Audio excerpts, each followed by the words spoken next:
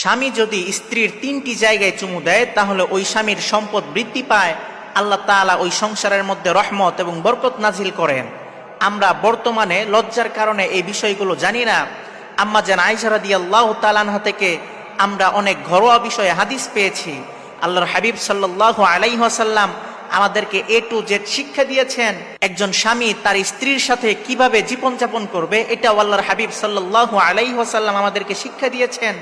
আল্লাহ তাআলা পবিত্র কোরআনের মধ্যে বলেন, ইয়া আইয়ুহান নাসুত্তাকু রাব্বাকুমুল্লাযী খালাকাকুম মিন নাফসিন ওয়াহিদা ওয়া খালাকা মিনহা যাওজাহা ওয়া বাসসা মিনহুমা রিজালান কাসীরান ওয়া নিসাআ। ও দুনিয়ার মানুষেরা, তোমরা তোমাদের রবকে ভয় করো, যিনি তোমাদেরকে এক প্রাণ থেকে সৃষ্টি করেছেন আর ওই প্রাণ থেকেই তার জোড়া তৈরি করেছেন। এই আয়াত থেকে বোঝা যায় আল্লাহ তাআলা স্বামীর মধ্য থেকেই তার স্ত্রীকে তৈরি করেছেন। আল্লাহ তাআলা স্বামী স্ত্রীকে পোশাকের সাথে তুলনা করেছেন। আল্লাহ তাআলা পবিত্র কোরআনের মধ্যে বলেন, হুন্না লিবাসুল লাকুম ওয়া আনতুম লিবাসুল লাহুন্না। স্বামী হলো স্ত্রীর পোশাক আর স্ত্রী হলো স্বামীর পোশাক। এখানে প্রশ্ন হচ্ছে, আল্লাহ তাআলা স্বামী স্ত্রীকে পোশাকের সাথে তুলনা করলেন কেন? এর কারণ হলো দুইটি। এক নাম্বার, পোশাক মানুষের শরীরের দোষ ত্রুটি ঢেকে রাখে, মানুষের সৌন্দর্য বৃদ্ধি করে। ঠিক তেমনি ভাবে আল্লাহ তাআলা বুঝাইতে চাইলেন, স্বামী স্ত্রীর দোষ গোপন করে রাখবে, স্ত্রী স্বামীর দোষ গোপন করে রাখবে। দুই নাম্বার, পোশাক মানুষের শরীরের সবচেয়ে কাছে থাকে, নিকটে থাকে। এর দ্বারা আল্লাহ তাআলা বুঝাইতে চাইলেন, তোমরা স্বামী স্ত্রীরা একে অপরের এতটাই কাছাকাছি থাকো যতটা কাছাকাছি থাকে তোমাদের গায়ের পোশাক, তোমাদের শরীরের পোশাক। মনে রাখবেন, পৃথিবীতে সবচেয়ে মধুর সম্পর্ক হলো স্বামী স্ত্রীর সম্পর্ক। আল্লাহ তাআলা দুনিয়া শুরু করেছেন স্বামী স্ত্রী দিয়ে এবং জান্নাতে যেই সম্পর্ক স্থাপন করেছেন সেই সম্পর্কের নামও হলো স্বামী স্ত্রী সম্পর্ক।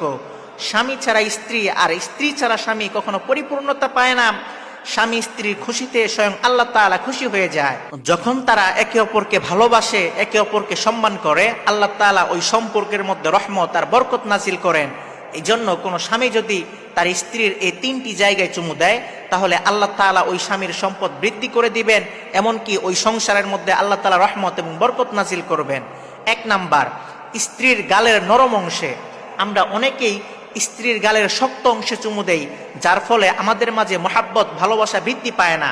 এজন্য স্ত্রীর গালের নরম অংশে চুমু দিবেন, ইনশাল্লাহ আল্লাহ তাআলা আপনাদের মাঝে ভালোবাসা বৃদ্ধি করে দিবেন, আপনাদের সম্পর্কের মাঝে বরকত নাজিল করবেন। দুই নাম্বার, স্ত্রীর 2 চোখের মাঝখানে।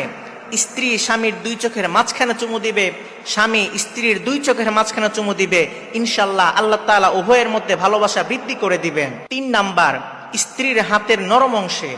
আমরা সাধারণত হাতের এই শক্ত অংশে চুমু দেই, আজকে থেকে হাতের এই শক্ত অংশে চুমু দিবেন না, হাতের যেই অংশটা নরম সেইখানে চুমু দিবেন।